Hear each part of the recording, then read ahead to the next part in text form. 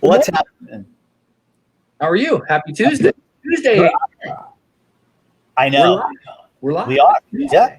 You look great. Happy Tuesday. Welcome to the Penalty Box Live. If you're here, shout out to Woodstock Inn and Brewery, our wonderful sponsor. And yeah, we're excited. We have Adrian Salisbury on today, which should be really cool. We've had already some chats with him, and I think maybe he's going to drop a little knowledge. I mean, apparently there's some secret secret covert stuff with ECAM that maybe he's going to drop to. I don't even know.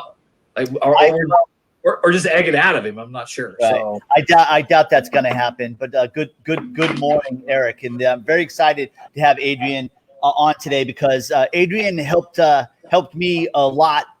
We all joined different groups and took different training during the COVID lockdown of our businesses. And yeah. I would, hey, Brian, good morning, Brian Cristiano. And I would say that Adrian was one of the top that really helped me get through and change my game a little bit. So I can't wait to have him on today.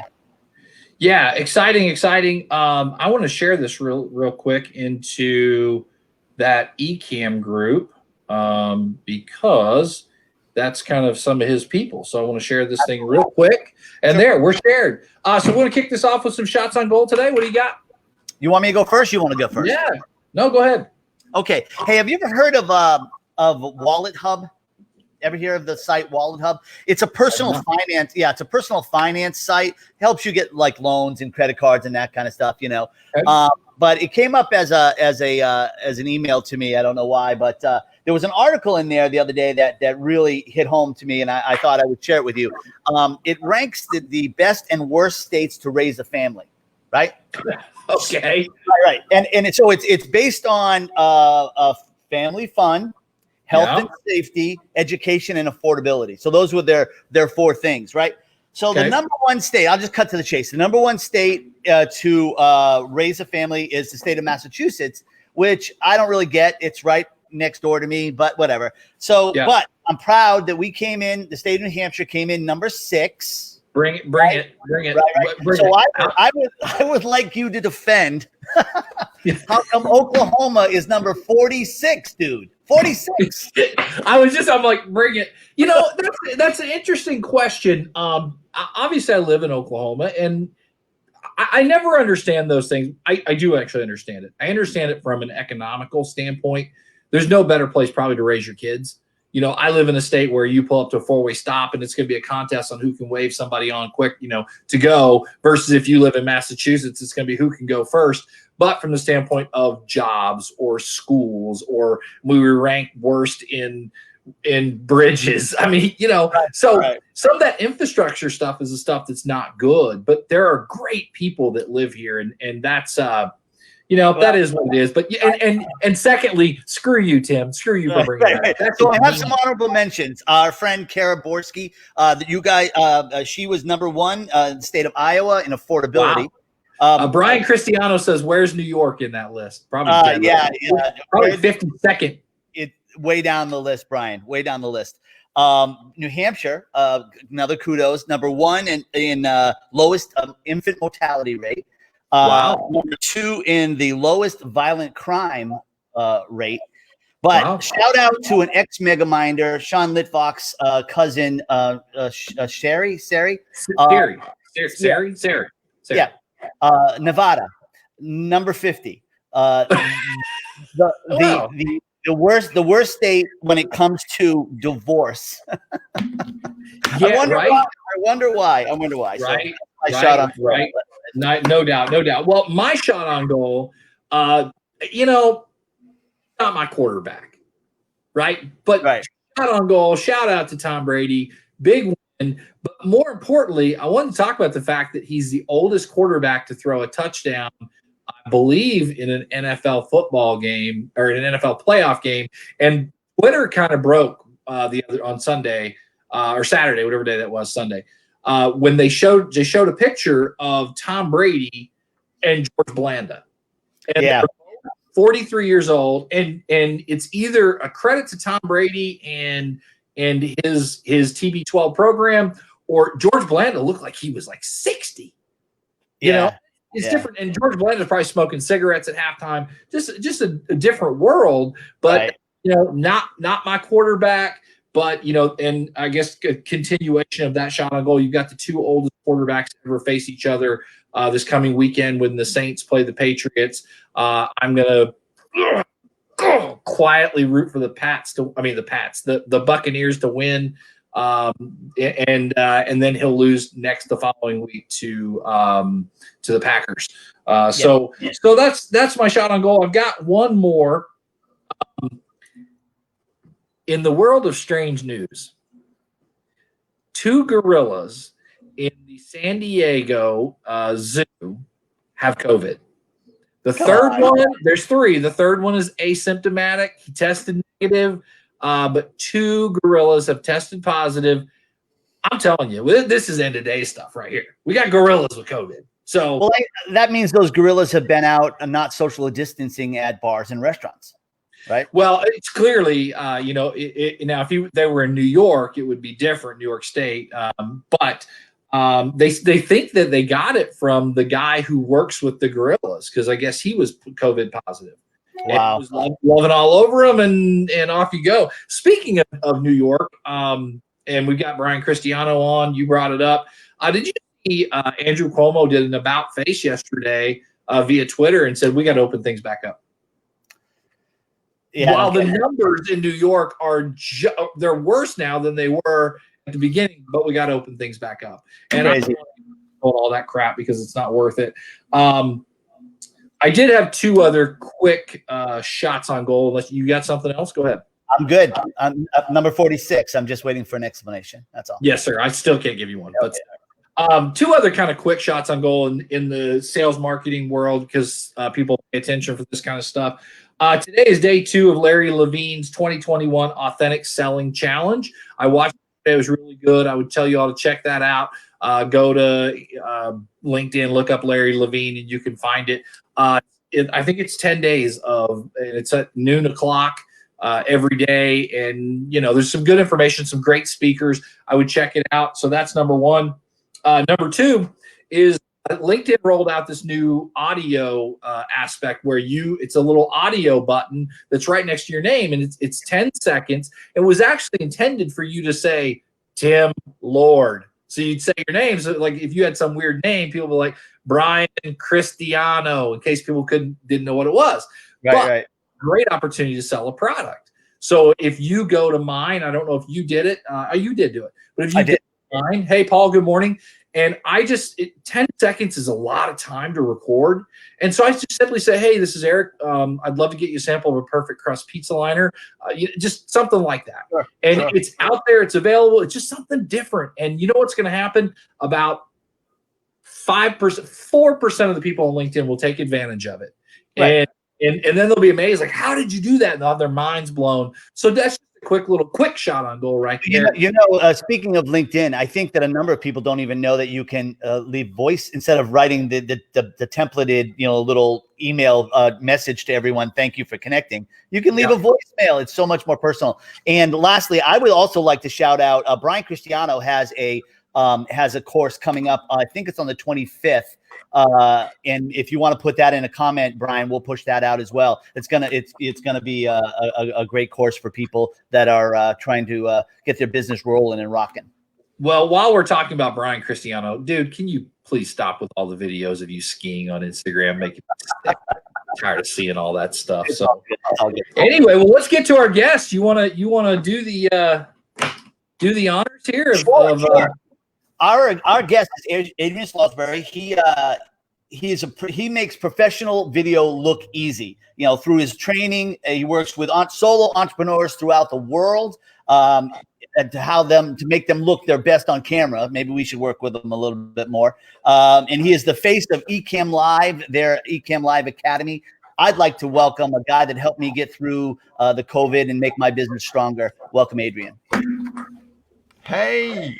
He's still here. Have me on here, guys. I am still here. Yeah, I did threaten Eric that I might run if his questions are going to be too hard, but yeah, we make it a little crazy. You never know. But Adrian, first question. I did send you a connect request on LinkedIn. I'm guessing you just haven't seen it yet. So, okay. Yeah. Sorry. Surely, but Tim, I'm sure you have more hard hitting questions than I do. So you want to kick it off? You're an eCam guy. So I am an eCam guy, and I did a little deep dive, and kudos to you, Adrian. Not a lot of information about yourself can be found other than your incredible courses. So I know you're probably very private. You were a photographer for 17 years before you went into video, right? Yes. Yeah. I know that you are a man of faith, and that's something that my hat is off to you for that as well. But you had said in an interview that you credit a guy named James Wedmore and a course that you took through him that helped you propel you into what you're doing now. Can you talk a little bit about that? Certainly. Yeah, you're right. I've been a photographer, and I got to a point where I'm driving around the country going to photo shoot after photo shoot. And for a long time, it was great. But I'm thinking, this isn't where I want to be. I'd love to get online. I love this. I remember hearing somebody before that talking about making money while you sleep and thinking, yeah, that's a dream. But just getting into this whole online course, online training. So I kind of shifted from as a photographer, everyone comes to you and goes, couldn't help me do this, could you? Or I've got this camera and I don't know how to set it up, or what's the best one? So I first started out with an online photography course, teaching people how to get started with an SLR camera. And I then sort of went, what do I do with this? I've built this thing. How do I get it out there and promote it? And very clever marketing, I'm sure, went on behind the scenes. I spotted James Wedmore's advert for this Business by Design, watching his intro video, talking about exactly the pains that I was experiencing. So I never anticipated creating video at this point. It was all about photography. But as I started showing up in this community of James's and talking about promoting this photography course, everyone's going, your videos really stand out. How on earth are you doing it? But enough people said it that I went, okay, maybe there's a different business model here, and kind of shifted at that point and started the Pro Video Academy. And that's how it all started. That's what kind of gut check went into that to basically leave the photography side that was probably paying the bills to do this? I mean, that had to have been a major moment of like, all right, here we go. I know, and I think this is, and I'm now helping people make this shift themselves and start an online business and things, certainly through this COVID period that nobody expected. Everyone's sort of at home going, I feel unstable, could I do this online? Or maybe I've been thinking about it for a while. And you've got to just have this tenacity really of going, I want this, this is doable. You start hearing these stories of people saying about their lifestyle and thinking, I can have that, I can do that. There's been a long journey. It is not, it's no overnight success really. And I think a lot of times along the way, people are saying to me, how's the business? It's not there yet type thing. And you can just see people going, yeah, when's he going to give up this dream and go back to his real job? Right. But just something in me was going, no, I am going to get there. And actually, COVID has been the best thing that ever happened to our business. Because all of a sudden, everybody wants to get onto video. Everyone's thinking about creating online courses. All of these conferences and that suddenly are now virtual. We've actually been in exactly the right place, and I know it's been a nightmare for most people, but we've been in that few that have actually really, our businesses, we've been in the right place at the right time. COVID sped up a lot of things. I think the industry that I'm in, the industry, we were going this way anyway, but COVID just kick stuff right in the ass, right? I mean, obviously it did for my business. Tim's business did great through COVID. I want to ask you. Well, go ahead. Well, I was just going to say, I think one of the big areas that we saw this in, eCam particularly, was churches that all of a sudden are going, okay, we've been thinking about, or someone in our congregation's been saying we should have this online, and all of a sudden, overnight, everyone's gone, right, we've got to shift this online now. Right. Yeah. Right. Well, one of the questions I had, and I maybe you know the answer to it, but what is the big number one platform that people are going live to? I'm assuming it's Facebook, but is it YouTube? Is it what is it? It really depends on where your audience are. I'm, as you've probably discovered, I'm not big on LinkedIn. I can't actually get approved to go live on LinkedIn yet either, probably because I don't use the platform enough. A lot of people love Facebook. As an experience, I would rather be going live on a Facebook, on Facebook rather. You know, the chat and things that are going on. If somebody's watching this back in a replay in Facebook, it's a better experience to watch that back through. YouTube is becoming more and more popular. When I go live, I tend to go to through a third-party app called Restream, which works very much the way StreamYard does, that I can go to multiple platforms at once. If I go live to my Facebook page and to my YouTube channel, it's about 50-50 in terms of when I look at the stats after who showed up. And weirdly, I can get a different type of question from someone on YouTube to someone who's on Facebook. So I don't think there is it's really where you're growing your channel, where you're growing a tribe or a following. And if you're all in on YouTube and then all of a sudden you go, right, apparently I'm supposed to live stream out to Facebook, then, you know, it doesn't make sense. You need to be where you've been growing that audience. So if LinkedIn is very much where you spend all your time and very few of your people are on Facebook, then stay on LinkedIn. Now, I know that you also have a YouTube Academy and a Kajabi Academy as well. And doing a little research on on that Kajabi product, is that what you use to push out your own courses? Yeah. So just a little background for that, really. I mean, I came into video because I wanted to help people really get over this barrier and just show them how simple this can be to get from, you know, zero to this kind of quality. And then I'm getting this community of people that are coming through our Pro Video Academy who then want to live stream. And I come across Ecamm, for instance, and I go, right, I need to teach them about Ecamm. YouTube is where most of our customers first find us. So I say, I want to teach these people YouTube. And Kajabi is what our whole online business is built on. So again, I want to teach them Kajabi. So it's not like I've randomly gone, oh, what can I teach somebody on this? I think people look and go, he's got like 4 academies running here, but they all really do fit together. And it's basically all those key products that I'm using day in, day out. But yeah, Kajabi is our website, it's our emails, it's all of our academies sit in there, all our payments, everything is handled inside that. So yeah, it's a fantastic platform, and they've actually just got a big 45-day challenge starting up next week. So yeah, I'm kind of pushing people to that, but it's clashing as well timing wise with our Ecamm Academy that I will be very much in and running for 2 weeks. You set me up for the next question. Talk about your Ecamm Academy that's coming up a little bit. Yeah. Yes. I mean, Ecamm as a platform is fantastic. As a tool, I should say, not as a platform. And I think where it goes on from something like StreamYard here, and StreamYard is amazing. And I think if somebody's on a PC and they said to me, what should I be using? I would absolutely say StreamYard. I think I met Gage, he's a great guy, did a great job on the platform. But it's quite limited, and it's, you know, you're kind of in boxes really as to what you can do. You can't, for instance, move around these tiles. You can't vary the sizes of, or not without sticking into, a tight formula. Ecamm is totally free, and I can reposition things around on the screen. I can bring branding up. I can play videos. To me, the main thing is just getting used to scenes, which is like really running a show that you're going scene 1, scene 2, and you kind of work down this, like somebody might do with a PowerPoint presentation and just jumping through scenes.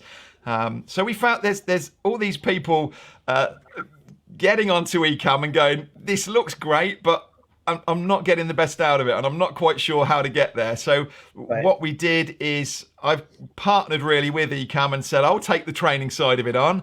And so really anyone that's coming onto Ecamm and is just finding it a little bit harder than they think, or they're seeing other people doing great things, what we've done is we've put together this Ecamm Academy that really runs as a 2-week live event. And every day I drip out a set of videos and some tasks and say, right, this is as far as I want you to get today. Then the next day, and you do that across 5 days. Every day I show up on a live, and it just works really well. We've been blown away by the response that we get from it. And a lot of the people that have been through come back round again.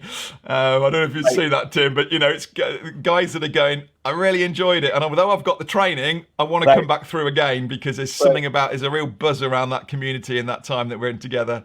No doubt. I think I reached out to you maybe a couple of months later and said, I didn't get through everything, I want a refresher. And you said, oh God, it's yours forever, here you go. Yes. So all the online training, all the videos that have been dripped out to you each day are there. They're yours for life. And then what I do is affiliates can come back through again half price, just to join in and get that experience, get on the lives again. And I've had people emailing me this week going, I really need it because I took it last time, but I really want to nail it this time around. Well, you make it look so smooth. You're like picture in picture, and here's a PowerPoint presentation, and you move yourself over here, and you're like trying to take notes, and you really need to be in it up to your elbows, I think, to really look smooth. But I'm sorry, Eric. That's very much what this. And I think people don't appreciate how you can use these scenes, how you can get it already in advance. You can have a folder. So like now I've got an eCam demo folder that I just open up, and I can work through these different scenes and demonstrate things to you. So yes, it might look like there's a lot going on, but I've prepped it in advance. So actually all I'm doing is literally clicking a button to go from one to the next. And that's what I love. And people come back and we get onto day one and they go, wow, I've had my money's worth already and I've only done day one. Right. Can you talk about the equipment that you would recommend for lives? I mean, I think you had mentioned in an interview that I listened to that, people want to get on lives, but if they don't look good and they don't have made the investment in, you can make the investment in the course, but making the investment in your equipment is equally as important. Yeah. And I think, yes, you can jazz all this up and have all frilly things going on around the screen and that. But actually, if the video and the audio is bad, it's not saying a great deal about you, is it? And I think even more so now, and we've certainly found people have been coming to me saying, I just saw you on a whether it's like a Zoom call or something, and they're going, your quality really stands out. And it's having that sort of impact when you show up and you're talking to a community or a group that they go, wow, where's your video just stands out, whatever. It's that sort of impact that you can have by getting this going. So it is, I should have given you a link to an equipment list actually. We have a free equipment list that you can take away with all the Amazon links and things. To run through this. What is the link? Well, Wes can throw it out there. What is the link? Do you know what it is, Adrian? Don't worry about it. Don't worry about it. We'll find it. Hang on. He's gone. He's gone. Right. He's just like, I'm out. So already good stuff, right? What happened there? I'm jealous of his hair too. I mean, he's got these. Oh, dude. Yeah. I mean, do you think that's one of those things of like, before he goes live, he's like straight to supercuts or, Well, I did. I went and got a haircut at COVID, and I took a picture literally of Adrian, and I said, I want to look like this. Look like this. Yeah. I'm very sorry I just disappeared out of your show then. I literally just clicked on my links and it opened it up straight over the top of StreamYard. That's all right. I'm sitting looking away at it, and then I suddenly thought, where's my window gone? Hey, I want to ask you I've got a very deep journalistic question for you. Come on, then. This is journal school stuff here, but what's your favorite Def Leppard song?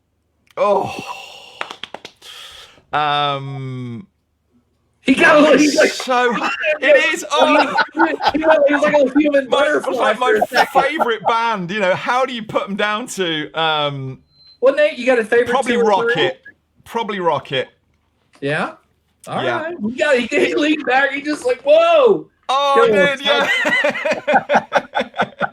Right, Rachel has just posted in here actually my equipment list in the comments. Thank you, Ray. I didn't even realize she's following along.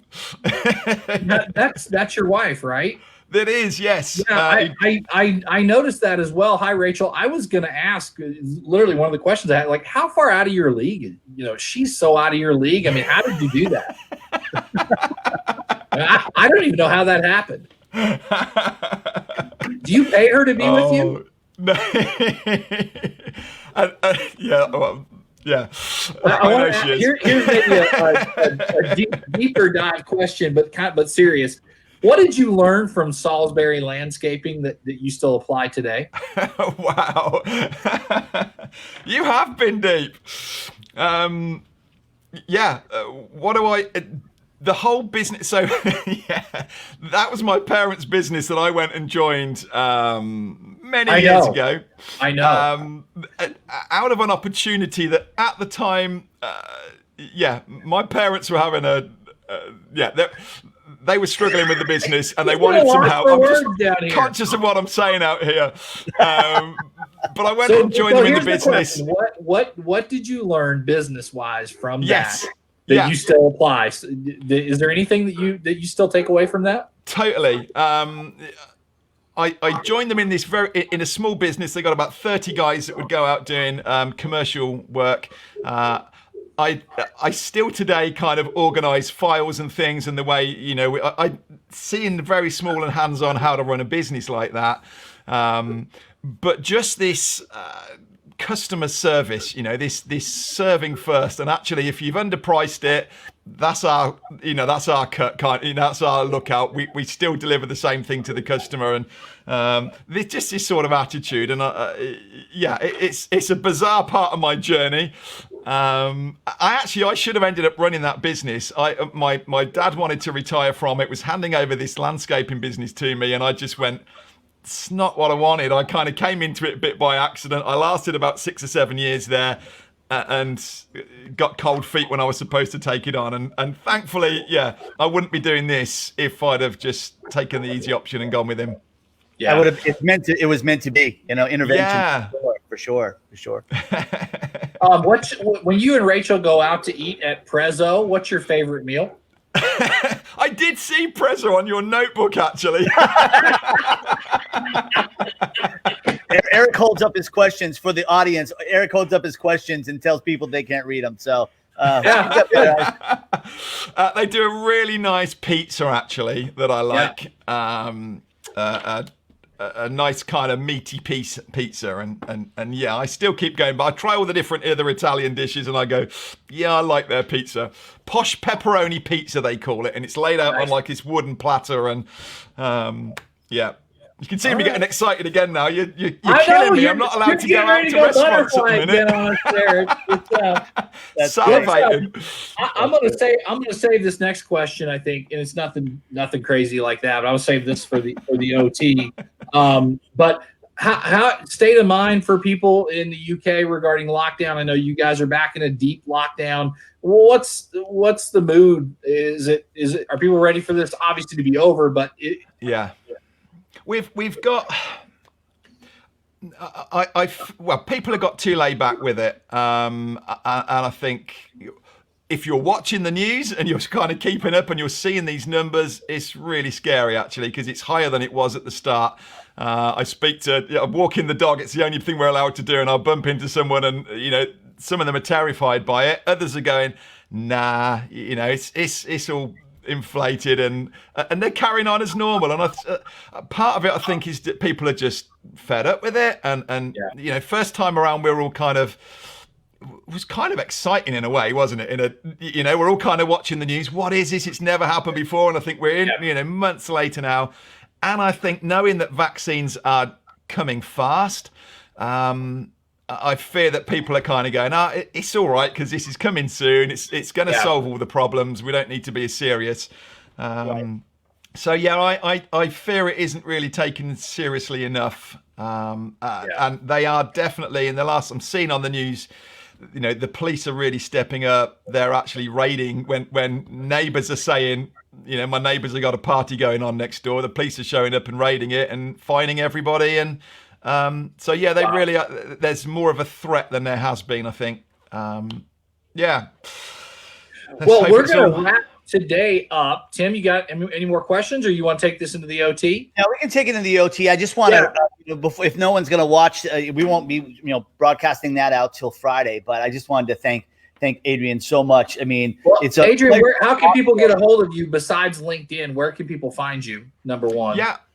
Adrian, if you look Adrian Salisbury most places, but if you go adriansalisbury.com is my website, and right at the bottom of that page are all my social links to Instagram, Facebook, YouTube, anywhere else. Yeah, there you go. So yeah, not Salisbury Landscaping though. No. Not there. Actually, fun fact, they sold the land to that about 6 years after I left for millions. If I'd have stayed there and kept that business, I wouldn't need to be doing any work now. Right? It's crazy how, life zigs and you zagged and you are doing what you should be doing. And sounds like a couple Even different as a photographer, I used to have people saying to me, oh, my son's interested in getting in photography. What did you go to uni? Did you do this? And that again was a very unusual journey into it, from working in a shop to landscaping to a web designer to a photographer, and now here I am teaching video online. So you can't write it. And I think when the youngsters are kind of feeling like they're coming out of school or uni with all this pressure of what am I going to do, actually just get something and get going and just get some momentum, and who knows where the journey goes. Well, I just to sum up, he just talked about action. Take action. Do something. Right? We're going to wrap up today. Next week, we're on Thursday as opposed to Tuesday, and we've got YouTube's Evan Carmichael on next week, which should be a good show. And so I think that's at 2:00. I'm trying to remember. Yeah, I believe so. Yep. Yeah. So we're not on Tuesday. We're on Thursday next week. So we'll have to change that. But Evan Carmichael next week. So we're going to wrap this up for today. Wes, can you bring us back on the screen there? There you are. Wes, jump on here. Wes is our producer extraordinaire. So if anybody in the Ecamm group is watching this and you want a guy that can host your show for you for pretty inexpensive, this is your guy. He is a big fan of Britney Spears. He'd like to meet her. You can follow him on Twitter at Oops Wes Did It Again. If she's watching. Yeah, she's watching. Oops Wes Did It Again on Twitter. He's a big fan. So other than that, Wes, you got any thoughts or comments on today? Just glad to have Adrian on the broadcast. He's awesome. Thank you very much. Yeah. Well, guys, great to be here, guys. Yep, we'll see you later, and we're going to the OT, which will drop on Friday. So we will see you later. As always, have a great day and be incredible. See ya.